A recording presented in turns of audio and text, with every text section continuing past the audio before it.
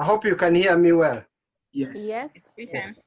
So welcome everyone to our webinar, One Africa Network webinar. So based on the initial discussion, it sounds most of you are quite new to the platform. So before I kick off the discussion, probably I just give you a flavor of what One Africa is all about, and also give you a flavor in terms of some of the things we've been doing and how we're engaging people and some of the activity we are doing. Before I kick off, of course, I'll be switching off, muting all the mic to minimize the disruption. And also, we are live on Facebook and YouTube, and we'll be recording the discussion for future on-demand viewing for those who are interested in the content on our discussion. And also we've received quite a lot of questions in advance. Mainly we tend to ask the audience to register and also submit their questions. So we are expecting a good number of audience of 100 registered so far. And some of them have submitted questions in advance, so that hopefully through the discussion we can be able to answer some of the questions.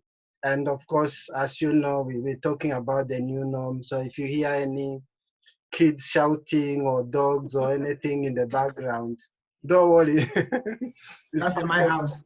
It's part of it's part of the environment that we are in. So let me share my screen just to show you a bit in terms of. Can you see my screen? Yes, but it's blank. it's coming. It's coming. Building up. Right. Okay. So welcome to our One Africa webcast today, Friday, 24th of April.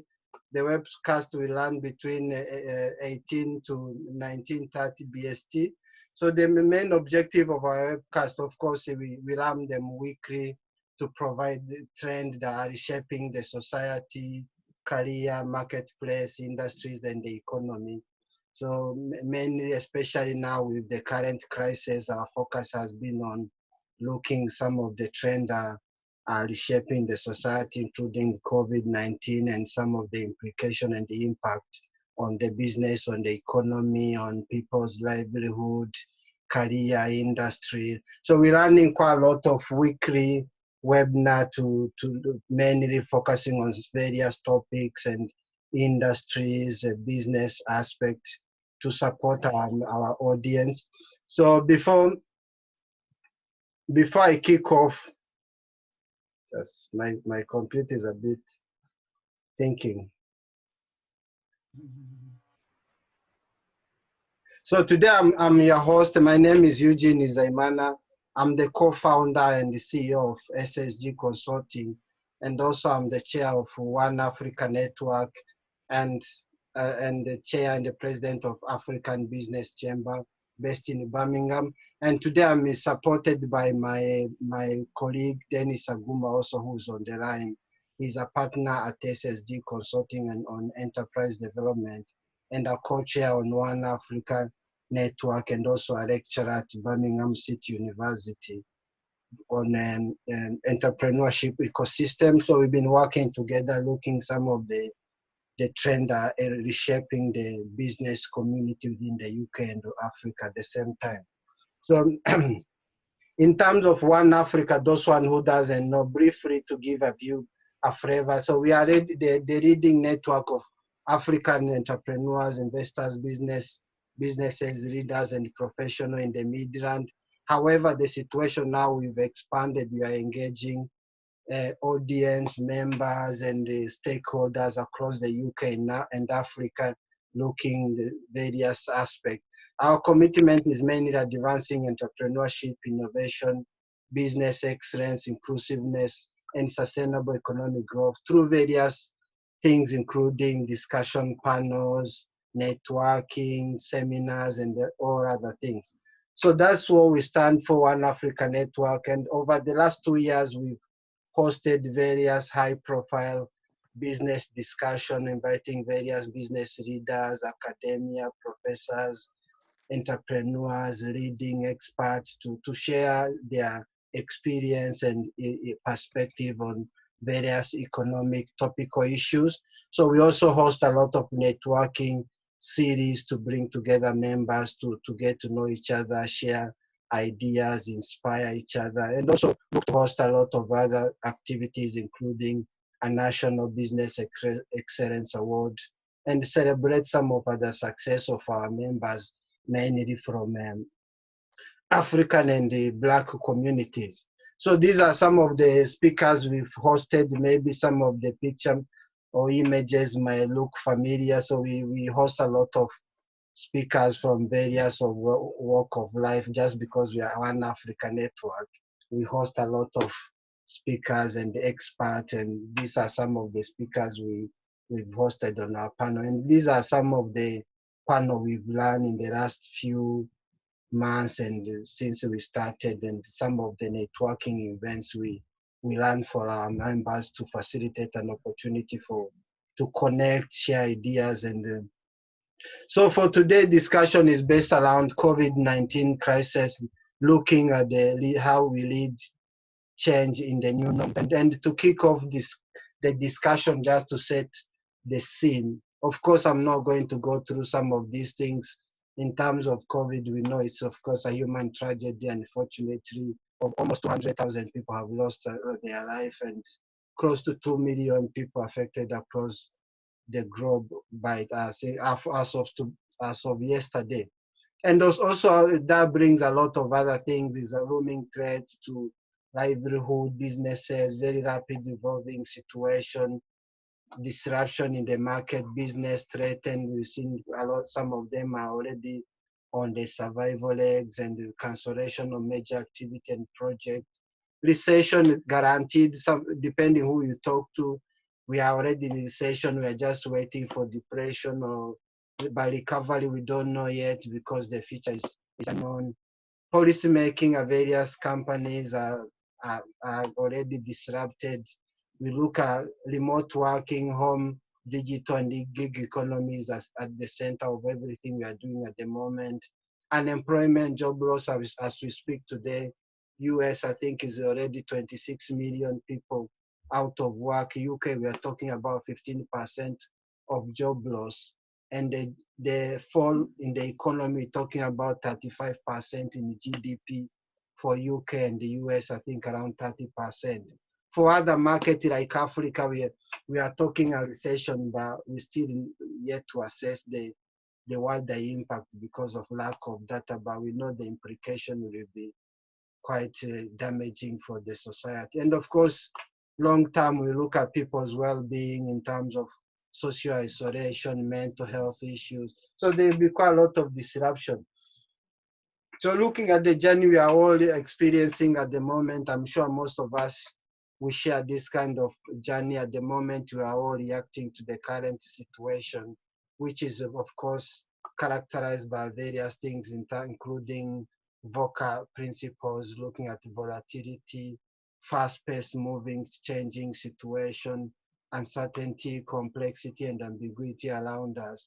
And also once we get used to the situation, we start build some resilience and move on to recovery as we prepare for the new norm, which at the moment we don't know how it will look like because the situation is fast moving every day. We just have to plan for the worst and hope for the best.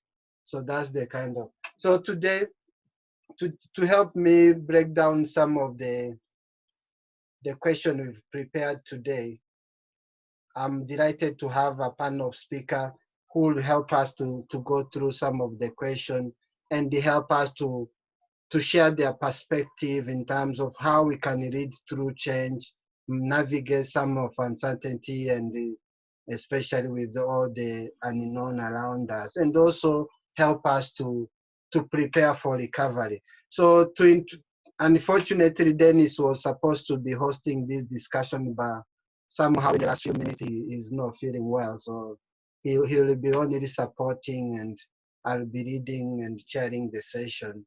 Our thoughts, we hope it get better soon. So to welcome our speaker, of course, the first one we have Dami, who's the assistant VP at the Credit Suisse on risk governance. And second, we also have Samuel Osei, who's a lecturer in strategy management at the BCU, which is Birmingham City University, and the one day who's been awarded an MBE by the Queen, of course, and also she's a very successful woman, a TV presenter on engineering topics, board of trustee on Institute of Engineering, and a couple of other initiatives she's working on. And the fourth, of course, we have Louisa Joseph, who is the founder of BAME to the Boardroom, and also a leader or coach and mentor on inclusive leadership. And fourth, we have Sandra Pollock, who's a co-founder and CEO of Open Mind Coaching and founder of Women Awards based in Leicester. And second to the finest, we have George. I don't know if George is on the call. I'm sure he must be the one of the busiest person at the moment in time. He's a deputy service manager at Middlesex University Hospital and in London, and also he's the chair for BAME network within the NHS Trust. And finally, we have Temi, who is a business innovation consultant. So welcome to our session today, and I'm just gonna give you a few minutes to introduce yourself first before we deep dive into the discussion and answer some of the topics we have on the agenda. To introduce yourself, tell us about who you are, what you do, and give a bit of insight in terms of how the current situation has disrupted or reshaped your business or professionals as usual. So if I start with Dami to kick off the introduction, and then we'll go along the way. Welcome, Dami. Thank you very much. Hi, everybody. Good evening. So yeah, my name is Dami. I work in a financial institution. I work for Credit Suisse right now. So I worked for about 6 years as a consultant for Ernst & Young. I looked after advisory services there, and then finally decided that I wanted to go into industry type of work. So I currently look after risk governance as a AVP, as Eugene alluded to.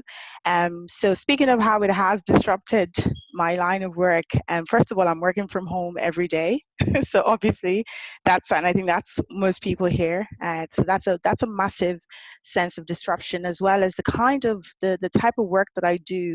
Working from home is quite sensitive because we deal with sensitive data. We have access to a lot of sensitive data. So there was a bit of trying to maneuver and see how it would work from a governance perspective, from a reg perspective, making sure that we are abiding by the central bank's regulations, FINMA from a Swiss perspective, so just trying to navigate that and just making sure that we are staying compliant at all times, and making sure that we are constantly keeping the central bank informed of what's happening and things like that. That has kind of been an interesting challenge, to say the least, whereby you're trying to just make sure that you're staying on top of things and that you're not stepping on toes at the same time. So yeah, I guess that's a quick, brief intro on myself. Is that okay, Eugene? Yes, welcome, Dami, and thank you to have you. Glad to have you on the panel. So if I go to Samuel next to introduce himself and also give us a flavor in terms of how things has been evolving in his own world and what's the current situation at the moment. Okay. Yes. Hello, everyone. I'm Samuel Osei-Nimo. I'm a senior lecturer at Birmingham City University. So I'm in the business school. And I guess my research background is actually in information systems and organizational behavior.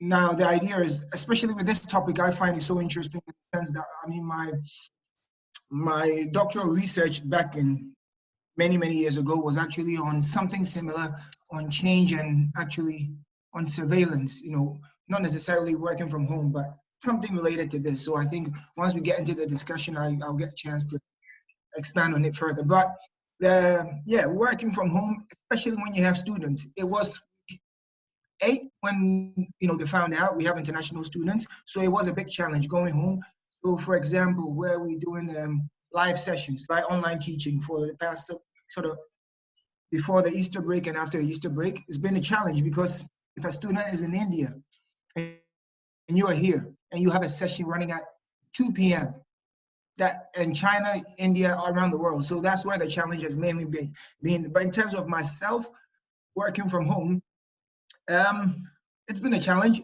As you know, my colleagues here will, some of you might understand, having young kids in the house, it's impossible.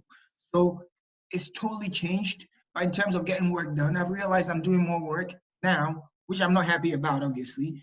So yeah, I'm doing more work now. I'm not saying I'm being more productive, but it feels like the workload somehow has increased because you're home. And but again, I think it is leading to what we were talking about here in terms of new and normal. So how has it been with my colleagues also working from home and us trying to communicate and get exam boards done and passing data along? Also very, how do I say, it's a lot of personal data involved in this as well. You know, exam marks, especially students who are going to graduate in July. We have to get exam boards done. They have to graduate already. The challenges of, am I going to be physically there? Because I want my parents to see me walk across the stage. How are you guys going to fix that? And they don't direct these emails to the vice chancellor. It's sent to a personal tutor or a lecturer. So it's been a crazy, especially when you feel like you have no control because you're here. And so yeah, anyway, that's my a little bit about myself. Yeah, background in information systems and organizational behavior, and that's about it. So I know Dennis because I work with him. So yeah, but that's all about me. Thank you, Samuel, for that brief introduction. If I go to Yewande, well, Yewande, if you can hear me, welcome, and please give a quick intro about the situation on your side and some of the things you are involved in and how the current crisis has disrupted or altered your business or work as usual. Yeah, thank you so much. It's such a pleasure to be with you as well. Can you hear me? Yes, we can hear you. Okay, fantastic. It's such a pleasure to be with you. I'm an engineer. I currently work in the construction industry. I work for a large construction company. And as you can imagine with construction, it's all about presence. You know, you're building, you know, whether it's a residential block or a hospital or a school. And it's all about physically being on site to actually put block on block, install your ductwork, install your electrical systems and your plumbing systems. So it's been a big, massive challenge for the construction space. The construction space, so is kind of divided into, you know, different functions. So you have the operational side of things, so the ops function. You have the engineering technical function. You know, the technical function are responsible for actually, you know, translating a designer's design into something that's actually constructurable and manufacturable as well. So I work in the technical function, and what that has meant is we've had to adopt technology very, very quickly.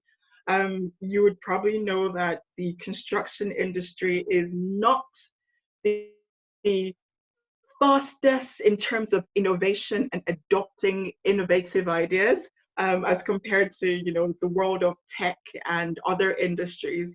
So we've had to very, very, very quickly take a lot of our design to, you know, cloud space pretty much.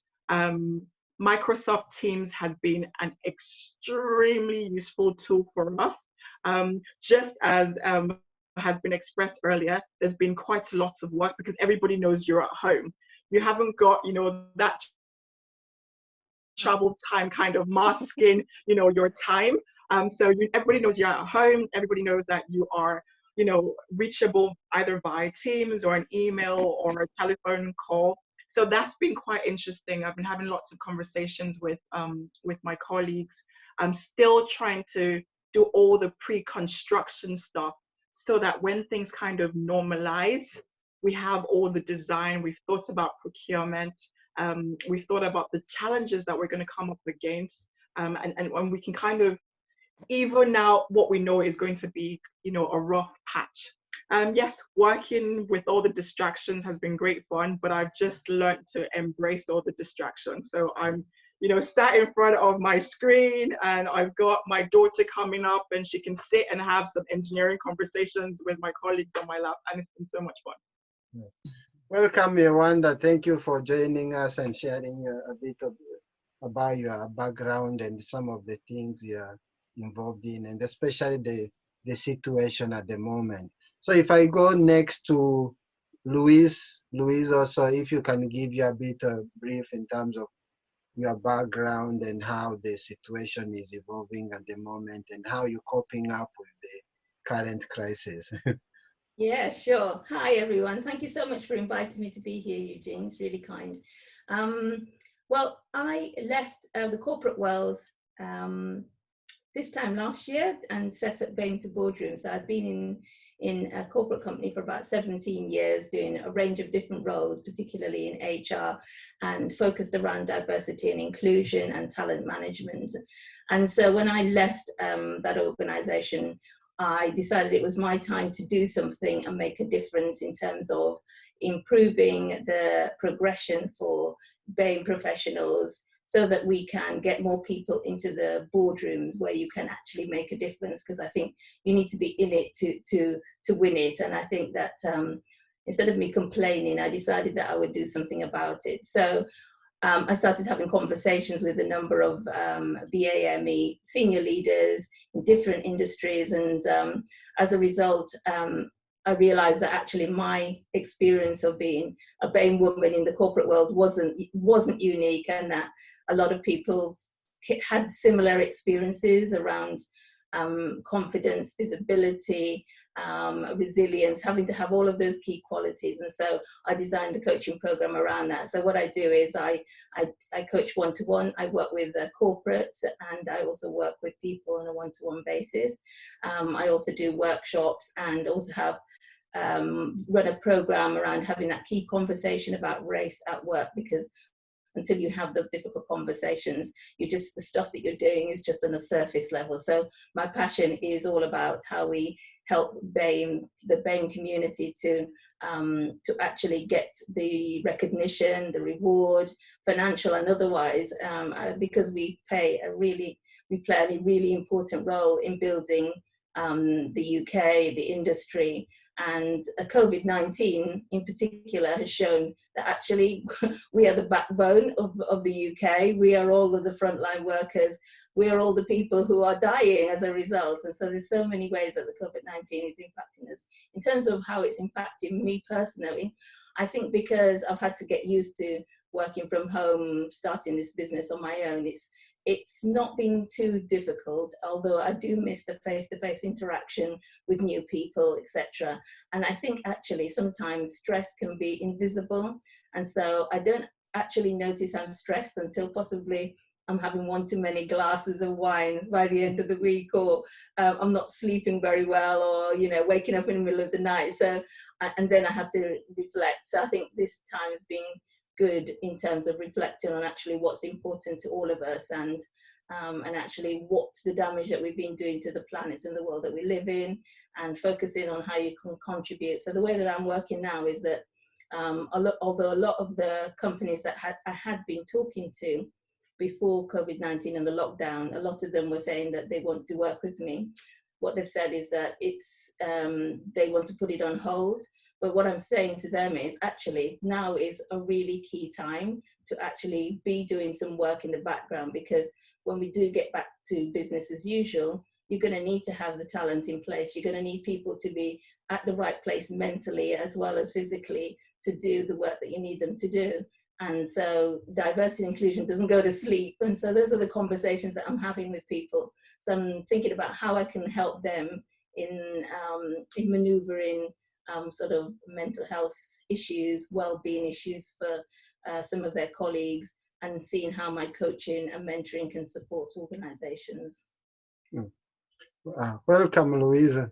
Thank you so much for your intro. If I go to Sandra to also give us a quick brief in terms of her background and the current situation and how things are evolving. Okay, thank you.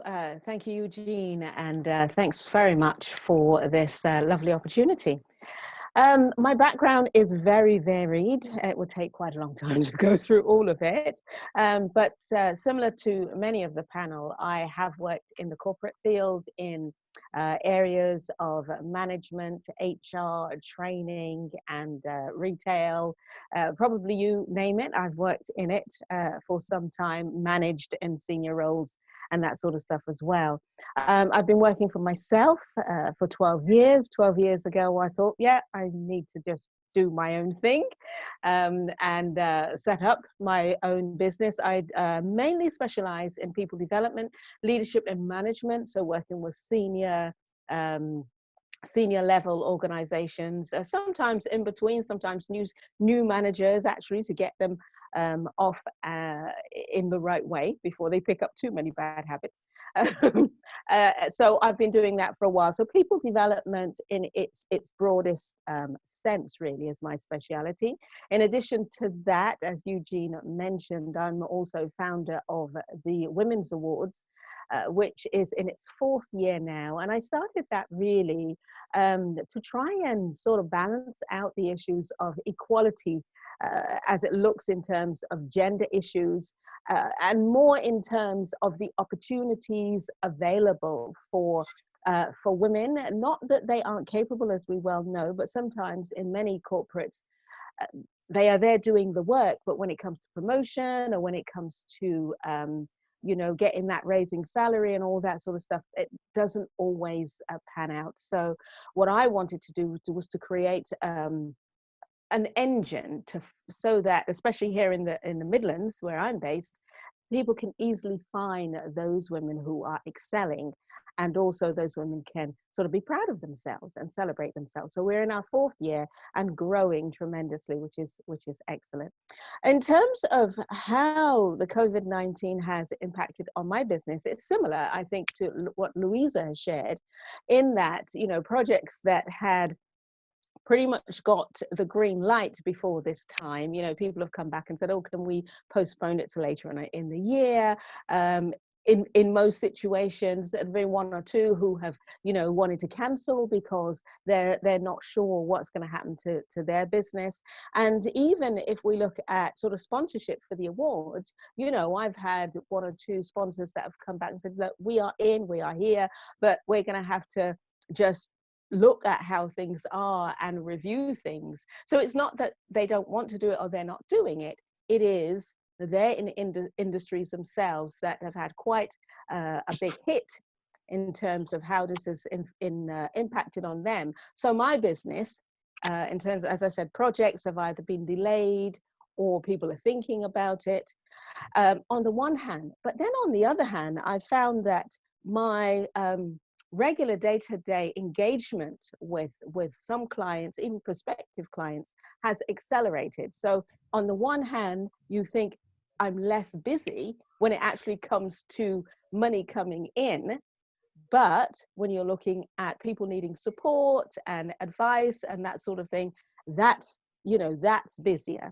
So it's an interesting knock-on effect. And also what I'm doing a lot of work with is trying to help managers to understand the change process, the change transition, and what people go through as they are individually and corporately going through this change.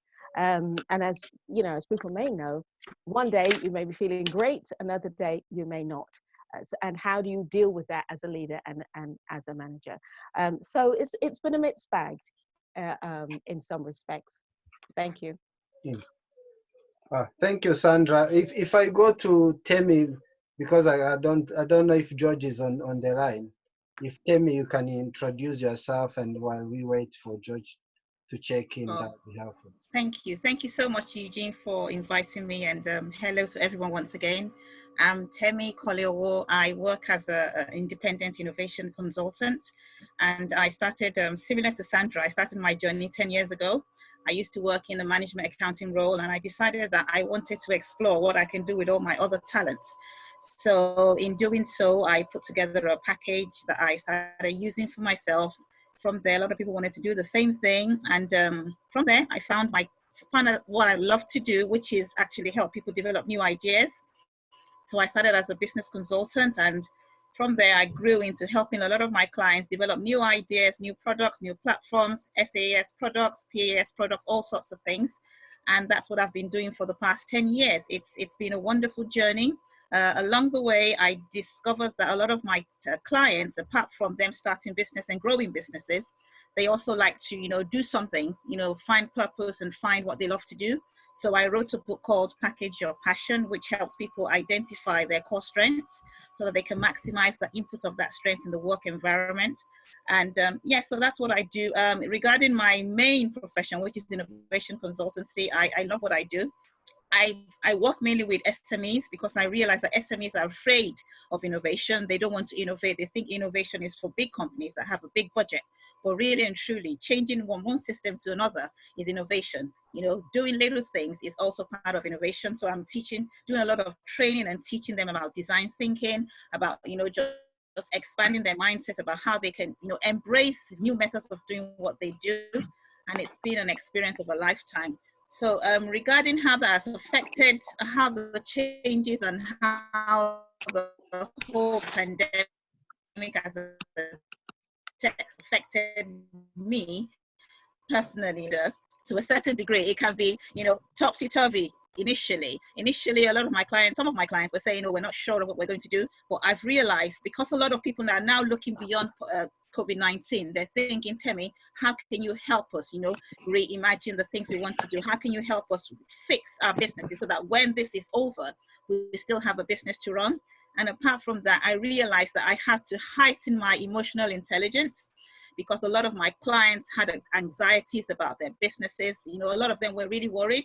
So being there for them, even though they can't pay you, some of them can't pay you, like Sandra would testify, it was more emotional support over a long period of time. So for me, I just feel blessed that I can be there for them, to support them through this season. So yeah, so that's me in a nutshell.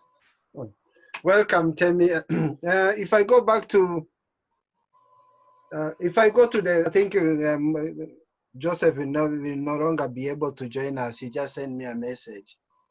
We understand, of course, he's working in NHS, and at the moment, this situation evolved rapidly, and probably is not likely to make it. I'm sure I will be able to move on. So if I go to my first question that we've prepared, is about leadership in a crisis. What are your key practical action that can help our audience listening now to boost agility and resilience, take into consideration some of the characteristic we are seeing at the moment in terms of so many unknown, very rapid moving situation with various trends every day? What would you recommend? What are your practical guidance? What are strategies have you been able to implement and has worked well? Would you like to share, to say these will be key things that can help you to build agility and resilience to help navigate the current situation? So if I start with Dami and then probably go along in terms of This is interesting. I feel like I'm just starting everything, but anyways, yeah. Okay, yeah, so thank you, Eugene. I think one of the things that I think has come in handy is actually having foresight. Now, I saw where you broke down the stages. So, sorry, I can't remember what, the names of stages, but I think resilience and all the different stages that you said. Well, yeah. I actually broke them down into like 2 phases. 3 phases. That's kind of like how I see it. So the first phase that I'm thinking of is, currently in the trying to recover, trying to come out of this, trying to make sure that we're doing well.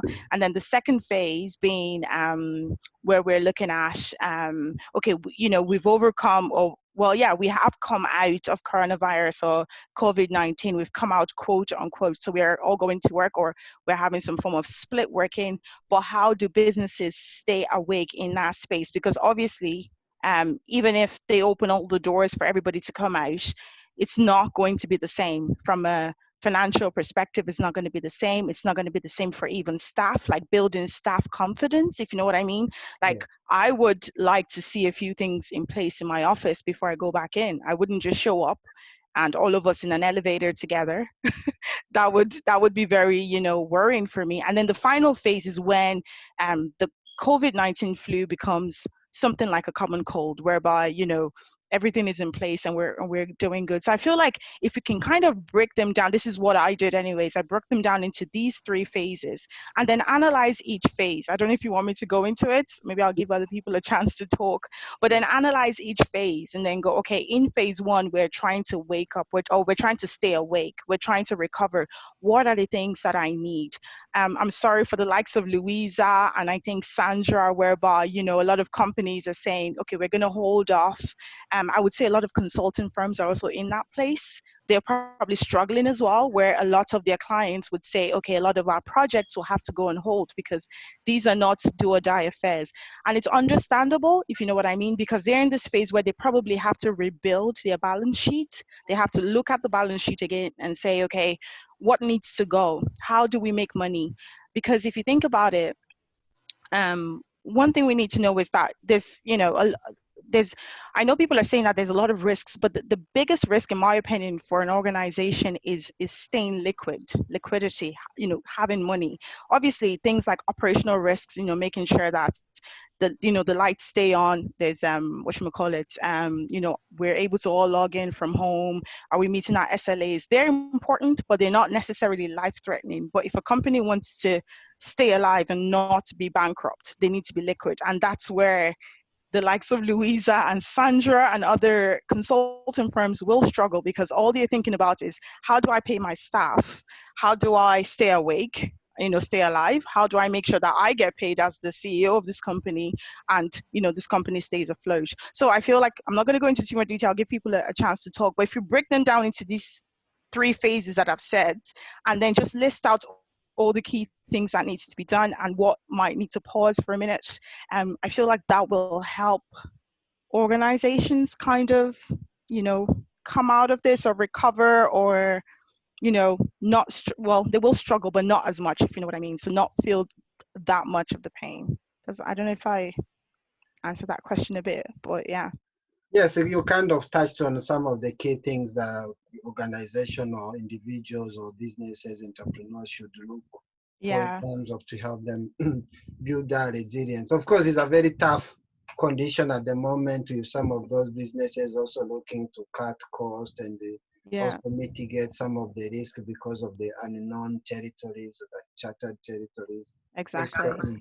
If I go to Samuel, what's your thought in terms of what are the key practical action or strategies that would help businesses boost agility and resilience, especially in the current crisis, as a leader or an entrepreneur running a business? Okay. I mean, I think the question right away for me, I think it all comes down to sort of my research background and everything that I'm used to, which makes me not even, I think I leave it to the rest to give their managerial perspective, but mine is always focused on the individual, not necessarily on the firm. So from my point of view, what I see is what the challenges are and how I think each individual should sort of empower themselves to cope with this situation that we're in. So first of all, I see businesses having sort of a different, already I see it, because I mean, you look at, if you've heard of the work of Michel Foucault, a French philosopher and historian, what he spoke about was more about power and surveillance. So automatically, I see that a lot of us are saying, oh, I'm doing a lot of work at home now, and the pressure is on emails and all that. And that, you know, that sort of sets us up for a different normal now, you know, where in the past, you used to go to the office and there was a work-life divide. Your manager saw you walk out of the workplace and they felt, yeah, I'm not going to touch him there, he's home. But now, home is work and work is home. So the tricky part that we have right now is, how do we now define our boundaries to our superiors in the workplace, to the managers, to the, how do we define it? And that's where I feel individuals in organizations will have to sort of re-strategize and have to have a different approach to this. So in this case, I think we should as individuals in the business, have clearly defined boundaries. I know, again, from my perspective, if I'm not looking at a small business and how they're going to stay afloat and all that, again, as I said, tackling it from a different perspective, then I'm looking at this whole concept of how much do I let work come in? How do I define my boundaries? Because I realized a lot of my colleagues are working extra hard, jumping on MS Teams, video, Zoom every time, just trying to show that I'm not sleeping at home, I'm not playing with my kids, I'm working hard for you, the company, keep me in the job and all that. So I feel like a lot, at the end of this, by December, a lot of we're going to be dealing with a lot of mental, already people are, a lot of mental health issues, a lot of stress in the workplace, which the workplace used to be an isolated place. You used to come home, unwind, and watch Netflix. Now we don't do that because home is work. So it's almost very tricky now for the individual to stay fresh and, how do I say it, focused and resilient, just in, so when the time comes for us to go back into the workplace, how do you make that divide? I feel you have to clearly define your work-life boundaries, not just to yourself as an individual, but also to people you work with. When can they send you emails? And I'm a prime example of this. The tricky part is having students who are around the world sending you emails, expecting 2 hours later, you have to reply my email. I sent you an email, I'm panicking. Don't you see I paid my fees? I'm working. For some of you, it will be your clients. I need an answer now. The point is, where do you draw the line without it affecting, obviously, the money you earn and all that? But so it's important here to stay, how do I say, healthy throughout this period. I'm not going to look at resilience and agility or anything. Just to stay healthy and make it out of this alive, I guess, you have to clearly find those boundaries to yourself and also to the people that you work with, clients, colleagues. And I guess, hopefully, we'll get through this without working, coaching too much into your personal life. Yeah. Now, it's good you've touched 2 points. Of course, one is which also have it kind of resonated to me, some of the clients I've been working with, and throughout this crisis, we've reached some point where the business had to stop all the future planning and focusing on their people first. Because at the moment, if your people are concerned mentally or their health are under threat, and the focus on the business was not being achieved, so quite a lot of strategies were put on hold. Any future plan, not to mention any names, but we had to put quite a lot of work on hold because we couldn't plan anything or discuss anything when people are being affected, are concerned about their health and well-being. And then companies had to now focus on engaging people, sending messages every day to make sure the employees are aware, are being informed on what things are being taken on, to make sure they are supporting them, especially to managing their mental health. And also it's good to mention in terms of, if you are in the workplace, you have a manager or a leader who's insecure, they'll be on your case every minute, especially if you are working from home. They would like to know what you are doing. They'll be calling you or chatting you. That can be another challenge, especially for certain individuals who like to micromanage people. So they like to message you, and they're either thinking, or they are home, they are not doing work, maybe they are playing with family and everything. So those are some of the challenges I've came across with some of my clients I've been working with. If I go to Yewande, I think Yewande, you mentioned also you probably be disappearing a bit earlier today. And if you can also help us in terms of just highlight what are the key practical action that has worked well to boost agility and resilience. Of course, I understand construction industry has not been locked down completely like certain other sectors. So you have been given some go-ahead to continue with certain construction aspect, of course, making sure the distancing. So you are not really 100% impacted. If I understand, if I'm clear, I'm not sure. You can no, you're no, you're absolutely right. If you can touch on that and probably elaborate a bit more in terms of some of the potential change management scenario that someone or an individual or business could consider, especially in the current circumstances where you have lots of unknown and uncharted territory ahead. What would be the options to consider as a leader or as a professional, as an individual, to stay ahead of the curve? Yeah, no, absolutely. As you said, right, the construction industry has had to, implement, safe distancing. It's had to implement, all of the, sanitizing practices on actual projects. And on some projects that's been possible, on other projects it hasn't been possible. You know, in terms of working from home, they've had to use, you know, as best as possible the technologies that are available. You know, they've handed everybody a laptop and said, you know what, go home, work with your laptop. You know, if you need any software, got the right software on it, and as much as possible, try to keep things going. But then I'd say, you know, big construction companies have been able to, I guess, absorb quite a lot of the hit, because, you know, you'd expect that there is a bit of money in the bank. You know, there's projects potentially coming through, there's a forecast as well. So they've been able to, you know, absorb some of it.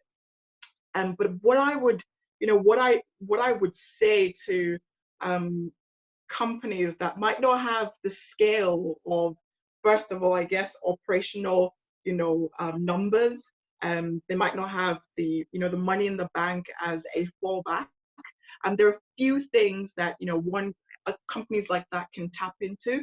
You know, getting government support is possibly the most obvious one, and looking out to see what is out there, ensuring that, you know, those companies understand exactly what is out there. Things are changing very quickly, things are moving very quickly. You know, the government is making announcements every other 2 days, and really just staying on top of that. So I'd say as part of that leadership, it's assigning, you know, your personnel to stay on top of what is coming from government and really tapping into the resources that are available through the different government schemes. For smaller organizations as well, where there are paying clients, clients who, say, for example, had given that green light just before the crisis hit, you know, I would say go to them, you know, ask them if they can give advances on payments, right, for a discount potentially. So say you had offered them something, and they'd agreed to, I know, £5,000 for a service.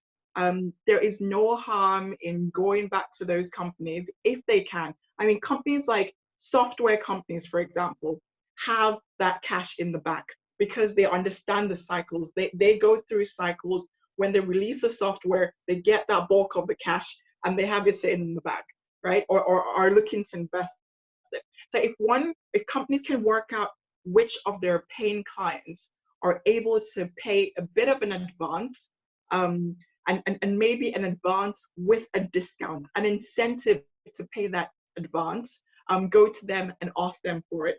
I would also say retaining top talent is extremely important.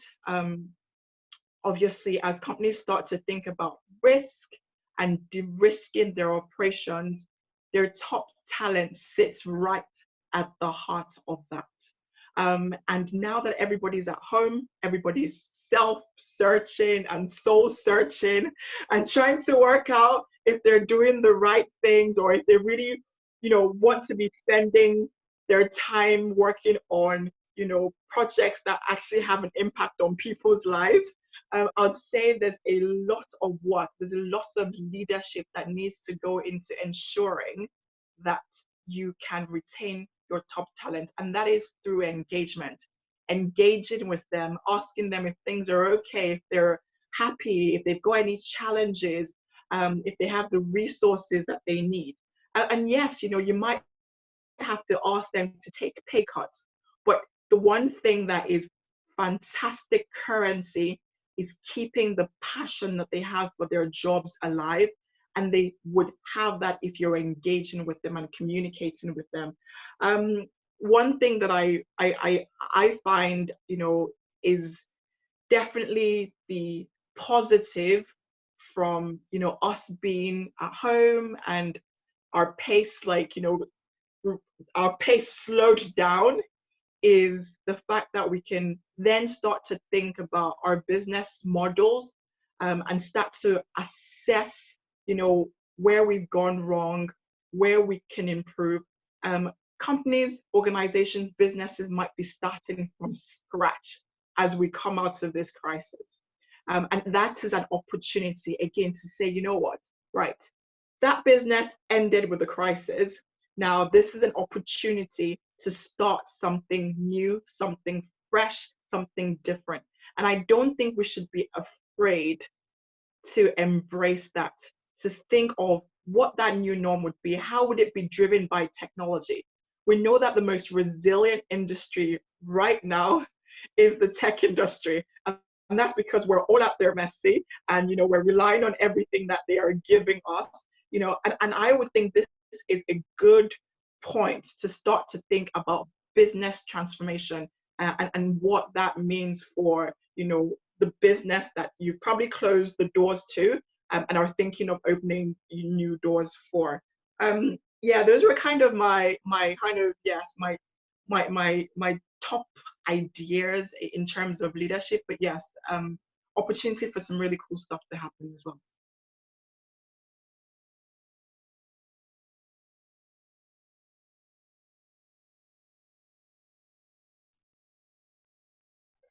Hello, can you? Oh yeah, I can hear you now.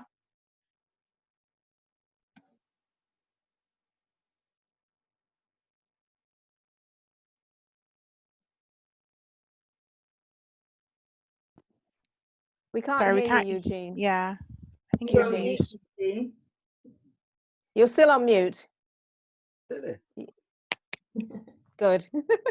Can you hear? Yes. I can hear you now. Oh, okay. My microphone is playing up. So I was saying that it's good here. One, they just touched on it's for the crisis. It's good for leaders or businesses also to take a step back and look at some of their strategies, and as they work through their process, looking to eliminate some of the costs to make sure that they retain a health cash flow, and also use the opportunity to eliminate non-value added business function or services they've been using also, or processes that do not add value within the businesses or strategy. So it's a good opportunity to transform, innovate either the strategy, like where you say, and out of this crisis, of course, there are likely to be quite a lot of opportunities to come out. So business should be transforming, looking to see how they can reposition themselves, looking at realigning their business model and then strategies for future growth, and also make sure that technology will be the center of everything moving forward. So they integrate as much technology as possible and automate some of the activity. So if I move from corporate world or big organization, probably go to smaller and micro businesses and hear from Louisa and Sandra and tell me their perspective in terms of what are your strategies and practical action that has been helping you to stay resilient and agile in the current situation. What's working that you would like to share to the rest of the audience that they can take on board, especially from a small micro or small businesses that has limited resources like OAN and the rest of the speaker mentioned a few minutes ago. Okay, so I think in terms of being a really small organization working for myself, I suppose there's from two perspectives.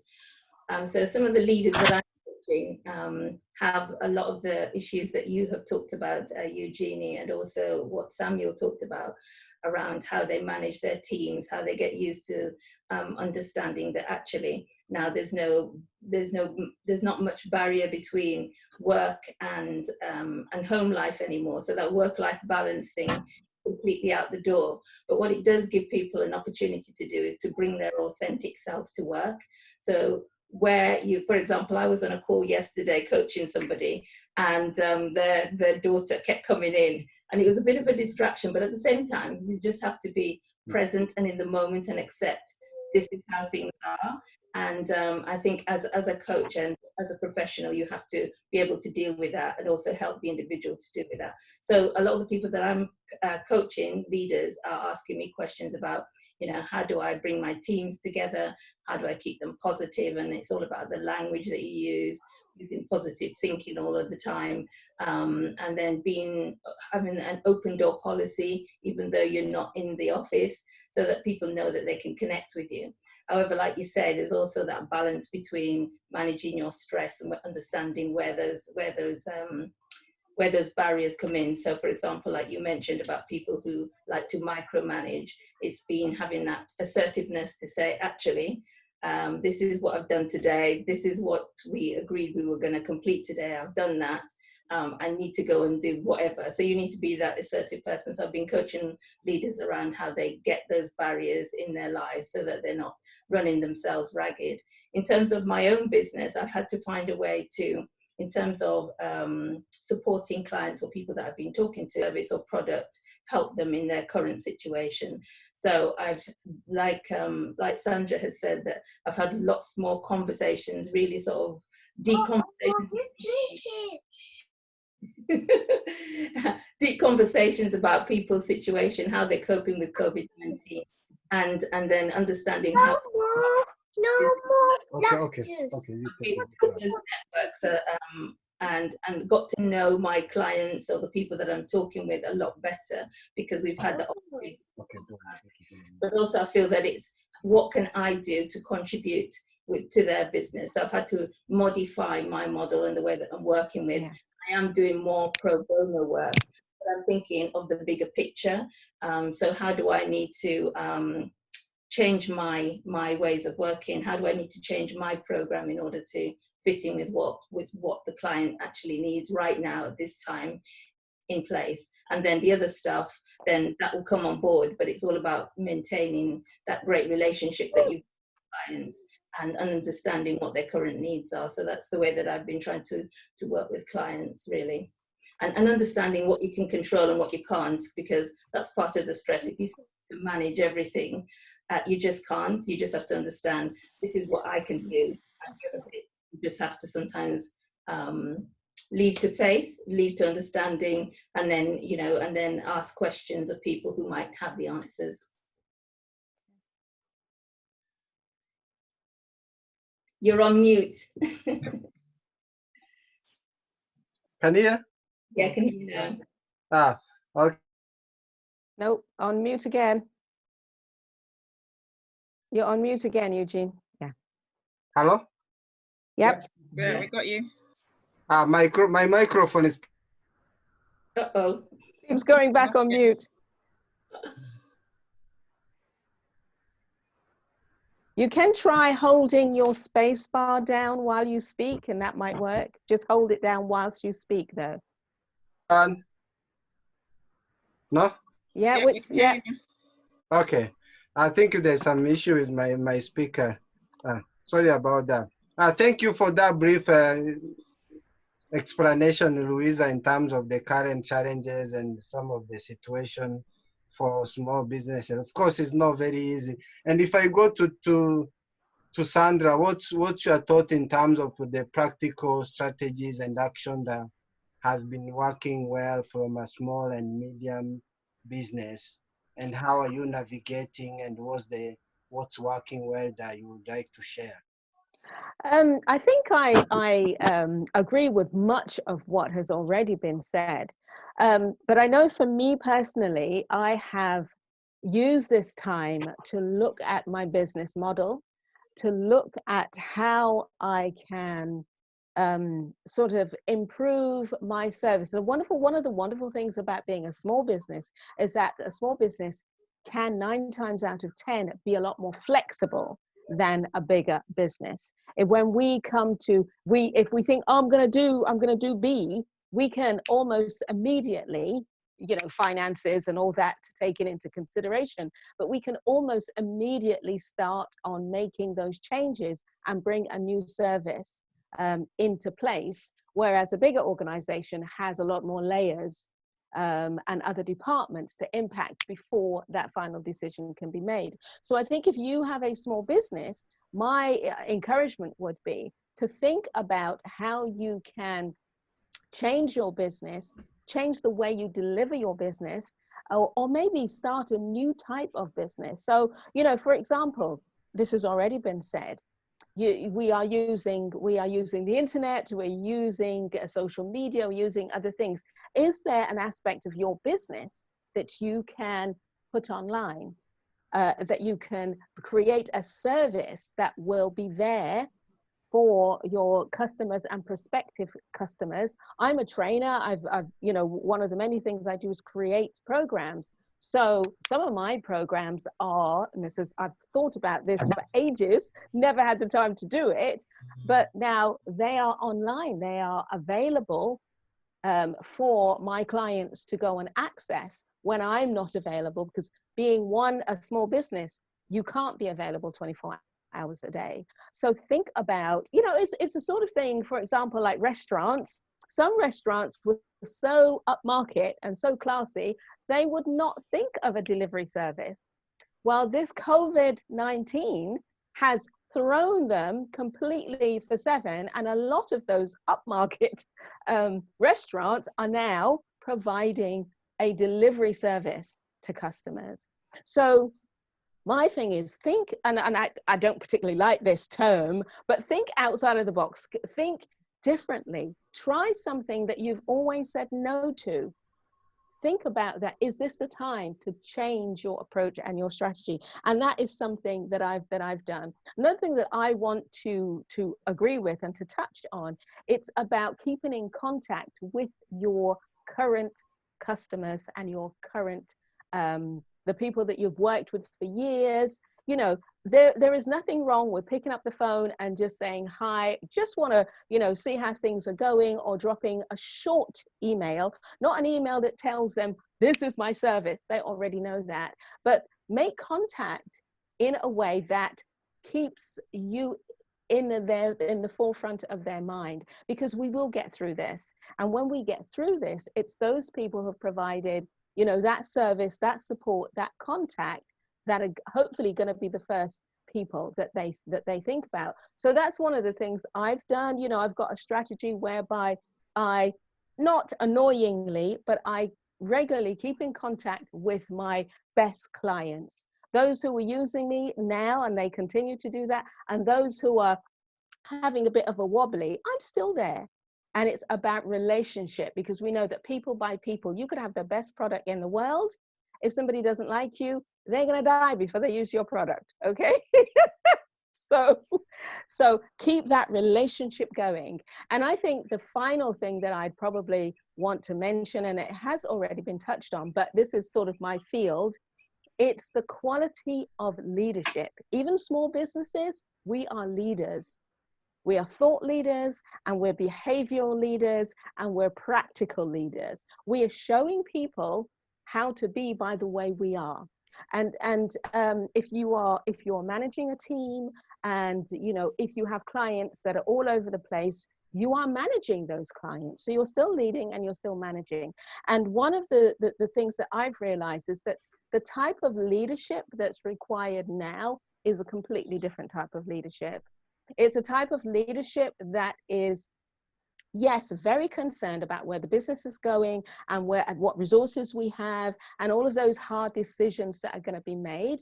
But it's also the type of leadership that is focused on people. If you can't motivate your people, they can be at home, you're still not going to get the quality and the quantity of work out of them.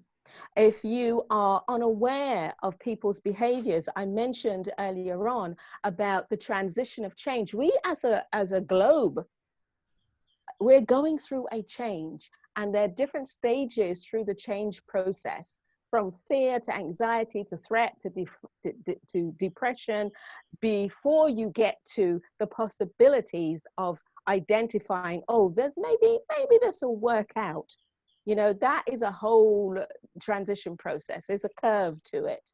So yeah. The leadership that's required now is the leadership that are concerned with people's mental health, their well-being, their motivation, their home situation, all of the stresses of those sorts of things, if you build that quality relationship with your staff and with your customers, you are 9 times out of 10 going to build that loyalty, that respect, and people will think of you. You know, we always remember those people who were there for us in the hard times, don't we? And in the good times, they're the ones we go to. So those are basic things that we all know. Well, let's try and remember those things. And even if you're a small to medium-sized business, you can put those things into action and become a leader of quality, relationships, motivation, positivity, and that mindset that helps people get through this in the best way possible. Thank you, Sandra. Can you hear me now? Yes. Okay. Thank you for that. And it's good to you mention about V-shaped recovery. But it depends again. There are so many models coming up. Some are talking about W-shaped recovery. Some is talking about L-shaped recovery, V-shaped recovery. At the moment, it's so much unknown. There are so many, so many proposals or scenarios being thrown out there. What will be the future? But if I go to Temi before we go for the next session, and hopefully I'll pick up some of the questions that has been submitted. Temi, are you still on the line? Yes, I am still on the line. And a what's lot your has thought? been said, and I totally agree with everything that has been said. And I'm just going to be quite brief with what I want to say. But one of the things I tell my clients, especially, is the fact that if you don't innovate, you become stagnant. So stagnation, happens when you don't innovate. So like Sandra rightly said, this is a good time for them to review how they're running their businesses. Look at things. I mean, I look at going to the, to the supermarket to get food, for instance. You come out of your car, you go straight in. Now there's a queue. So we all have to reimagine the clients. You have to reimagine the customers. You have to start reimagining the way you're going to provide your products or services. I mean, I have some of my clients work in the education sector. Some of them work in transportation. Transportation has grounded to a halt. So it's a matter of thinking of how, I can build my business post-COVID. Some of them won't be able to work for now. And that's okay. And like somebody rightly said before, government assistance is important. Don't be too proud to take it. If you need it, go for it. And that's what I'm telling my clients. Don't say, oh, I don't want to take out a loan. You want your business to survive. And I tell some of them that after this, your business is going to change, like Sandra rightly said. So what I say to my clients is, yes, you have this big long-term aspirations, but you have to embrace short-term uncertainty as well. That's very important. I mean, we had a session last year where we did a big vision board party. So we all had these things we wanted to do in 2020.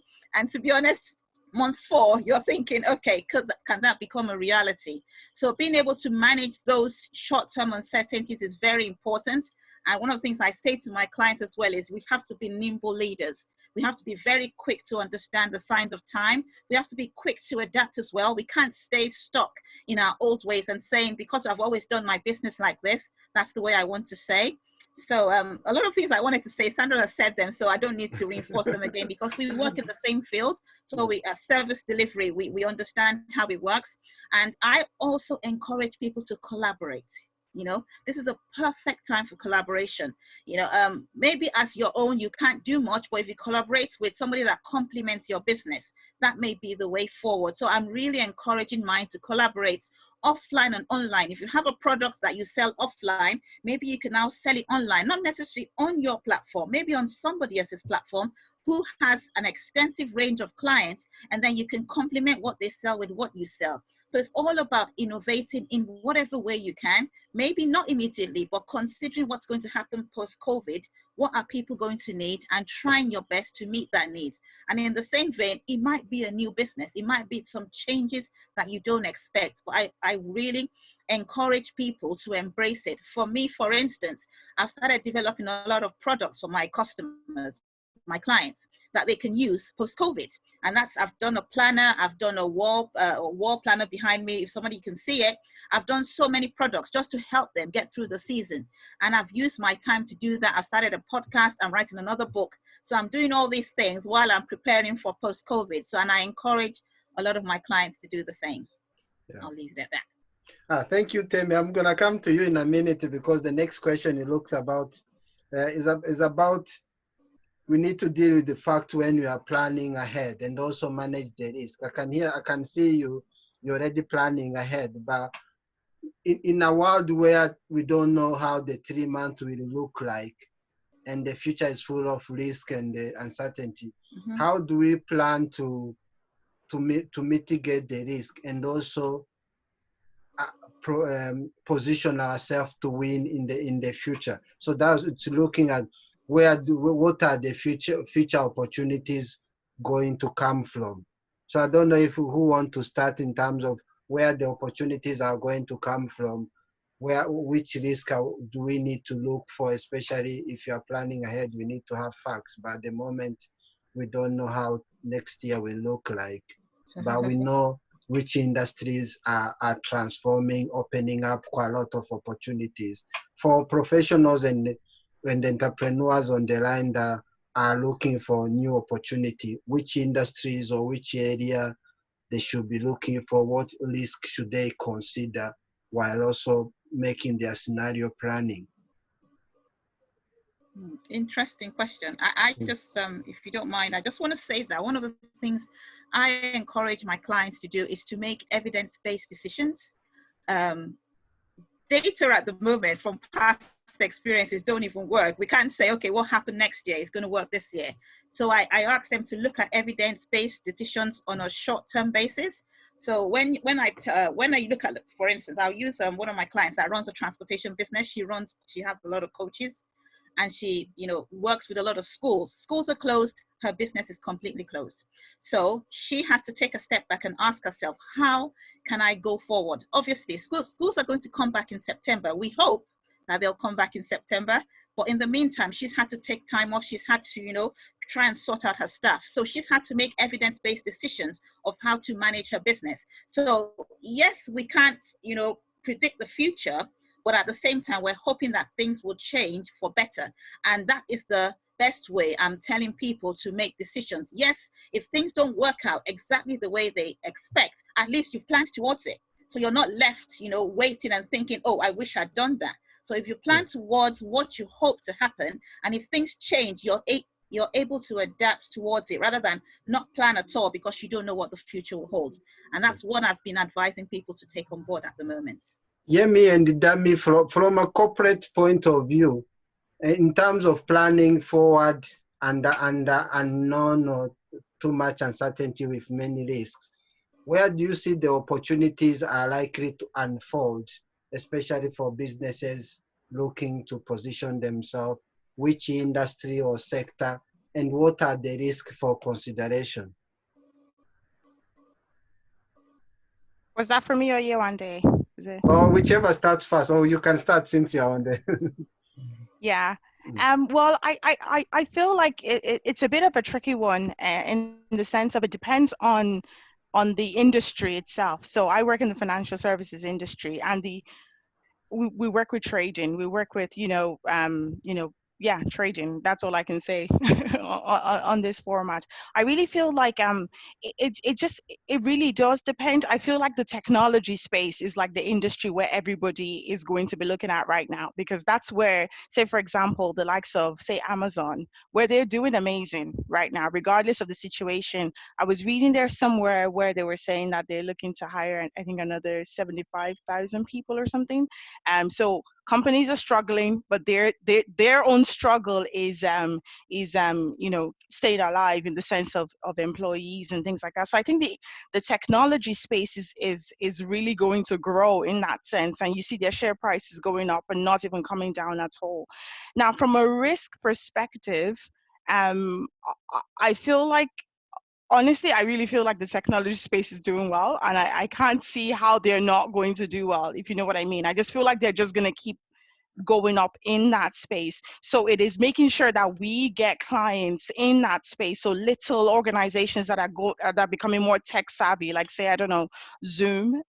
We never heard about Zoom before now. Well, I never really did anyways. I never used it until now. So I would say, I don't know if they have their share prices up now, or if they've IPO'd or something, but I would say they would they could probably become one of the next big things, if you know what I mean. So I feel like the technology industry, one day you can jump in if you want to, but I feel like the technology space is going to be, which has proven to be that for a good few years now, is going to be like the next wave, if you know what I mean. Yeah. No, it's good you touched on that, because like tech industry, just for your knowledge, Zoom, I think in March was the valuation was around 2 billion. Yeah. But within 1 month, the valuation is 40 billion. Everybody's on Zoom. Yeah. Because the share price just skyrocketed. Yeah. But one question I wanted to ask you was on trading, especially commodity. We've seen a lot of price volatility, especially oil and gas has been crazy, and certain companies are losing shares, and we've seen stock market UK, US just plunging daily. What would be, if I wanted to trade on commodities, what would be the best commodity that is a bit stable at the moment? Is it food, soybeans, or what?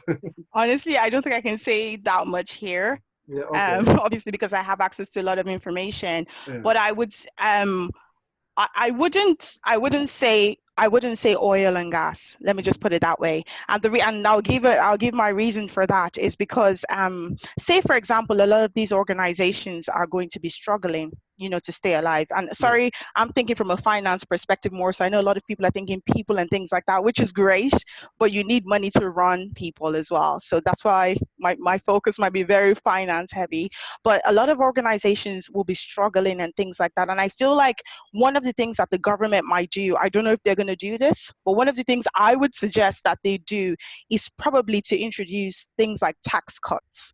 Now, there'll be a lot of debates in that space, because obviously countries and different things might be like, how are we going to, we can't be cutting tax. We need money, if you know what I mean, for organizations. However, they can benefit from it in the sense of reducing or increasing, tax for the likes of, say, fuel, carbon, energy, and things like that, with the incentive being reducing carbon emissions, if you know what I mean. So they reduce tax, they bring up, tax reforms or tax cuts for organizations, and then reduce or increase taxes for these things that are bad for the atmosphere and helping, destroying the ozone layers and things like that. So I would say be careful with going towards, this is my own personal opinion, not on anybody else's opinion. My personal opinion would be to be careful going towards the energy space. And another reason why I'm saying that is because the face of work as we know it is really going to grow. You're going to see a whole lot more, I feel, a whole lot more working from home.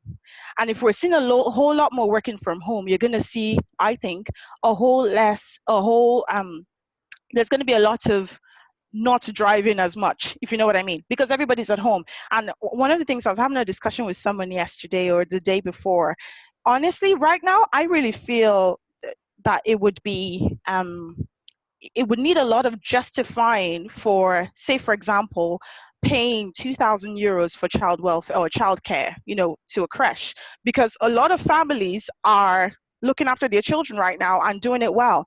So you might find where organizations have to, accommodate mothers, accommodate fathers, where they say, okay, people work 3 days a week from home, and then they work 2 days a week from the office. They just have to show face to make sure that, they keep in touch and things like that. We make sure that we're using our Zoom or our Skype business video call to make sure that we're staying in touch. So we're going to see a lot of these things. And then I then question the need for a lot of heavy cars. I question the need for a lot of fuel, because if you're spending a lot of your time working from home, why can't you just take the train to go do your grocery shopping or take the bus to go do your grocery shopping? Why am I spending so much on things that I don't necessarily need? I just feel like the world is going to go more towards working from home, which will just come in handy for everybody, which will come in handy for the government, which will come in handy for us. I've just been really thinking about a lot of things, and I just feel like just the fate, our new normal is going to be something completely new, something we haven't seen before, something we haven't envisioned, where say for example, women, I know we're talking about minorities, and I know women aren't necessarily minorities, but I'm just gonna use, for example, women, the face of, say, maternity leave will change, because why am I taking a whole year unpaid leave when I can work from home and potentially mind a child as well, or have someone that can help me a few hours here and there. So I just yeah, so I would say maybe stay away from the energy space, I think, anyways. I wouldn't, at least for now, at least for the foreseeable future, because the way it has dropped has just been quite significant. And as we know it, I don't think a lot of us are just going to be rushing out immediately right now. So I don't know if I know it's a good point. At least yeah. before I go to somewhere and one day, probably it's good you touched on the you mentioned about the current crisis of, we'll call, a reflect in terms of some of the things we've been doing, and Yeah. and in terms of assessing our transport cost and some of the Yeah. costs we've been Yeah. incurring without thinking.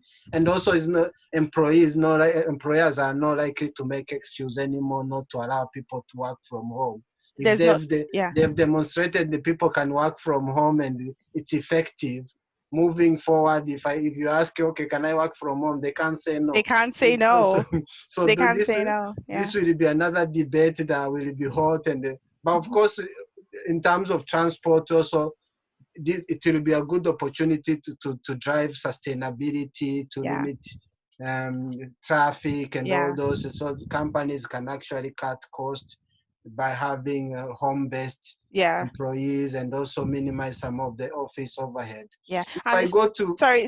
Oh, sorry. Can I just say one more thing? I heard there that the I think it was the CEO of JP Morgan, I'm not sure, was saying that they're going to revisit. There might not be a need for having all of their employees in the office anymore. So even companies are thinking of cutting costs by allowing people to work from home, if you know what I mean. So they don't want to pay that much for rent. So if you say you had a building for 100 people, say you had a building for 100 people, and you're paying, I don't know, 50,000 euros for that building. Then the next thing you're thinking, if I can do like split working, where, you know, I get a building for just 50 people, and 2 days a week you work from home, and then, you know, you all don't show up in the building, that's going to save costs. So I would say a lot of CEOs, a lot of global chairmen and women are going to be thinking about, okay, why are we spending so much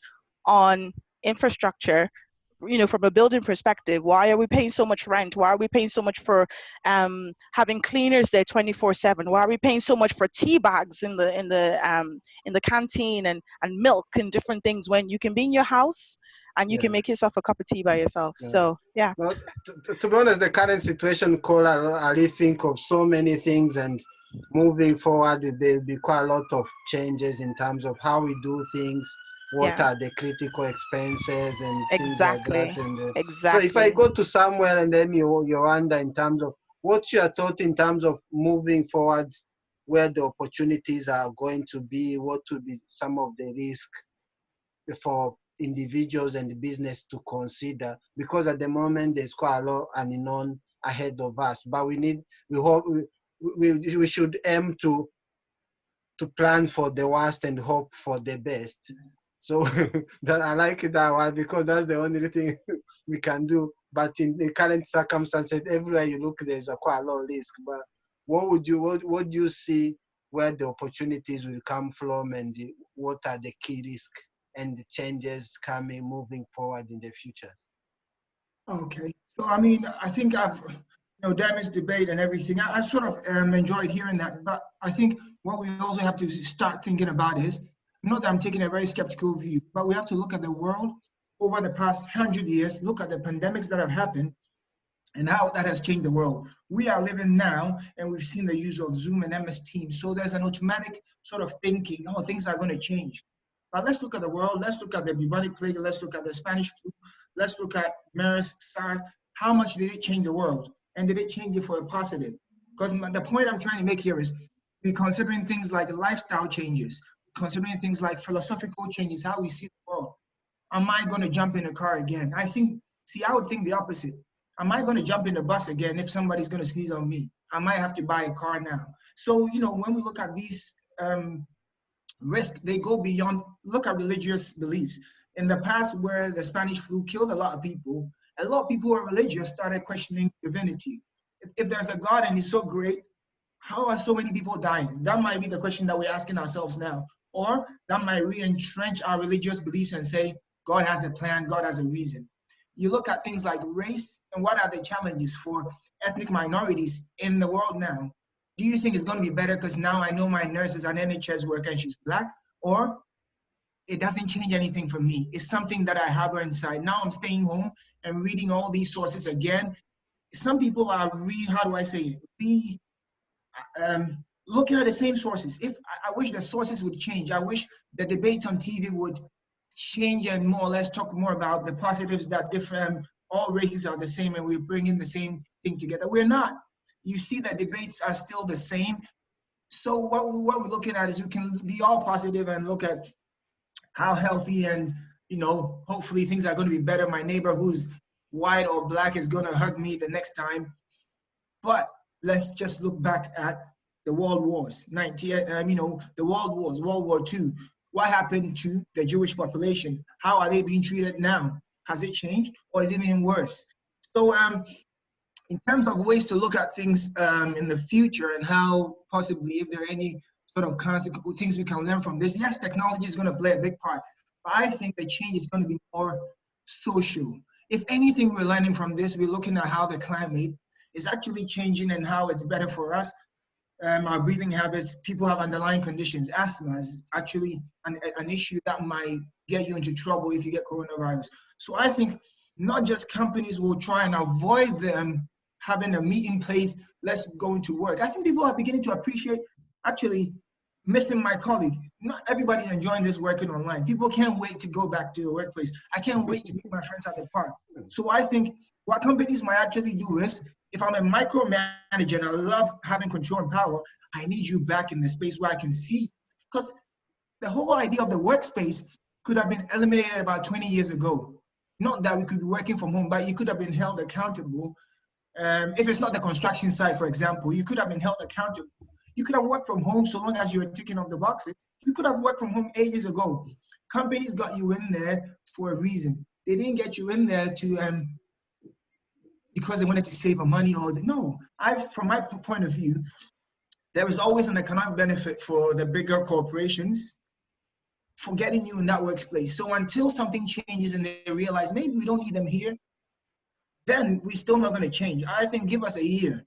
We have I don't say we have a forgetful memory, but you know, from Dami's experience, I bet you will know about financial crisis and what we said we're going to do to the banks and we're going to tell them off and they're never going to. I think they're back in the same space. They're a bit kinder, but they're still going to be there. So I think in terms of risk and what positives I see, hopefully it's more about the climate. And I know it seems all like, you know, how do I say, an ideal picture I'm painting, but I think the younger generation, the teenagers and the rest, they will see a better. So when they set up a business, for example, when I call on any of our consultants here to help me in the next 10 years to help me build my business, question I might ask them is not how much I can incorporate technology, but maybe how much this business can actually contribute to a better society. I think those questions are going to come up, more the religious, more the philosophical, more the ethical side of business, which we've ignored.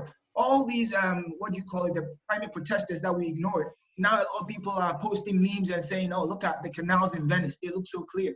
We are learning something here. So I think hopefully the technology, we know it. We will use it.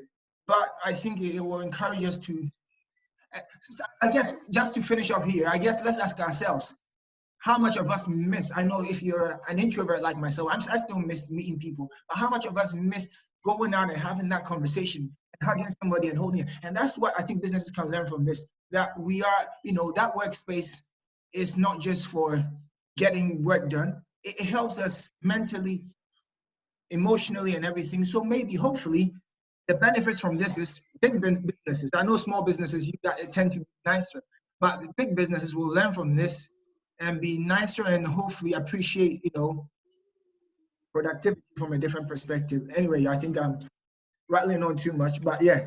No, it's good that we have differing perspective from people who are pro people, others we are very pro technology, others we are pro finance to make sure finance is financing everything. And also it's good that somewhere you brought in the ecology aspect and the ESG, ethical and the sustainable governance, and all those aspects of corporate being nice to the environment. If I go to Rwanda from a construction point of view, where do you see the risk will be and the challenges and and how the future look like in terms, and then you can wrap up. It looks like the discussion has been thought-provoking, but unfortunately we're running out of time.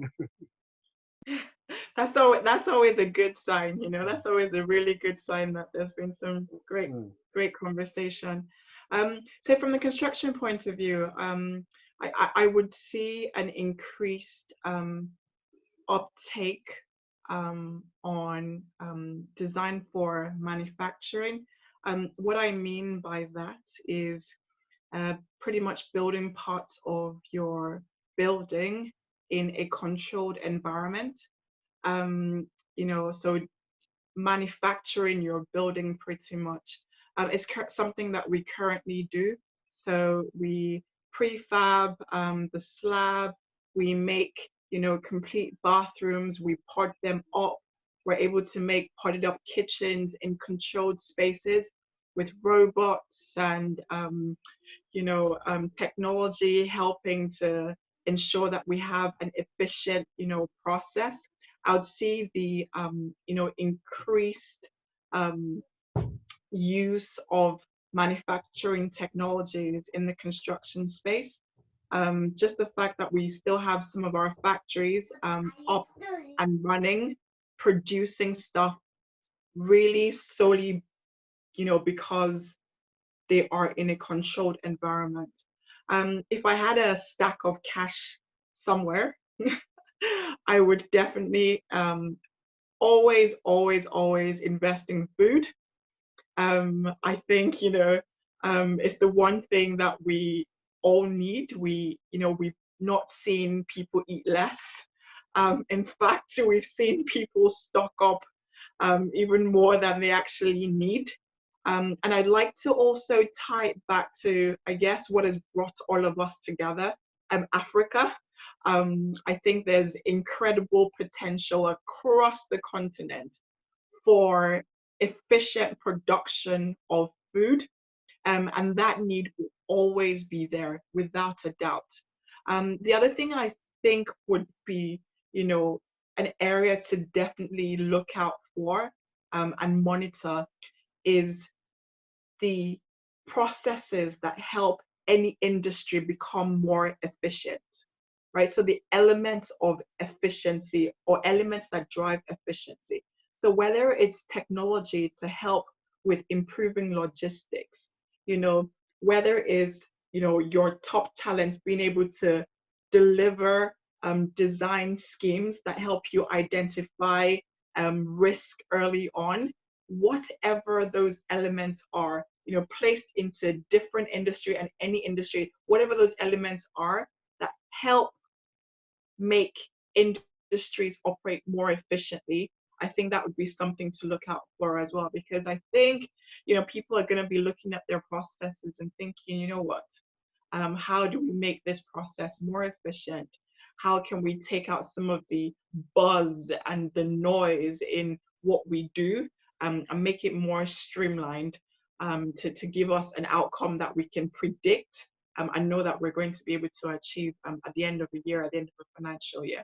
Yeah, so investment in food, investment in, you know, construction across the African continent, definitely, housing as well as systems that help make processes a lot more efficient across different industries.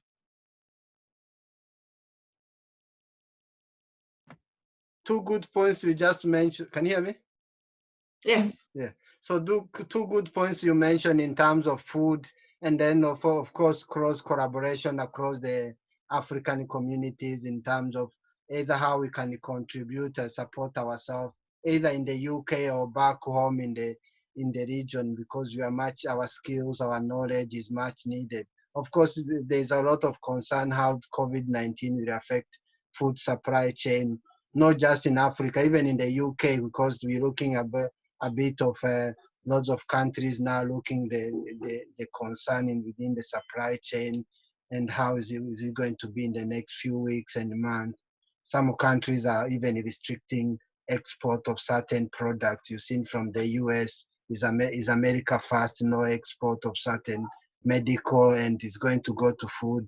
And other countries also, of course, we'll see the same and say we need to protect our people first and our needs first.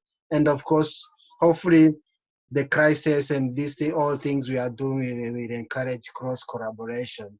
And there'll be a lot of things to think about, because as we go through the crisis, there'll be a lot of thought-provoking debate, discussion, a lot of things to consider.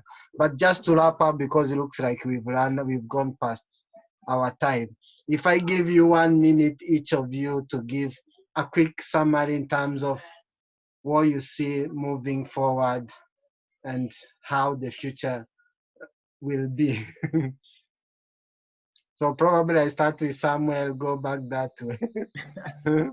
Your thoughts and the 1 minute summary in terms of what are the key takeaways, how can we plan ahead, be more resilient through change.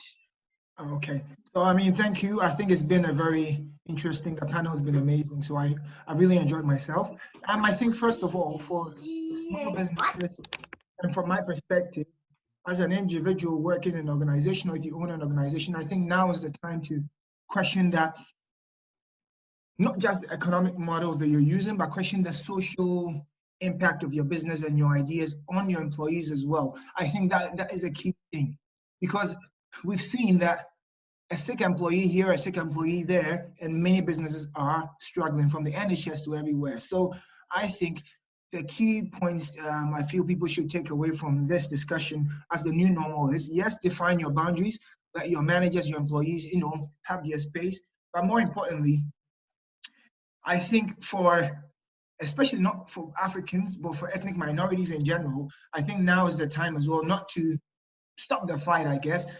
Not to say, oh, my neighbors now appreciate a Black NHS female nurse, or, it doesn't matter. The fight should still go on in terms of trying to, empower each other, from the African community, from the BAME community.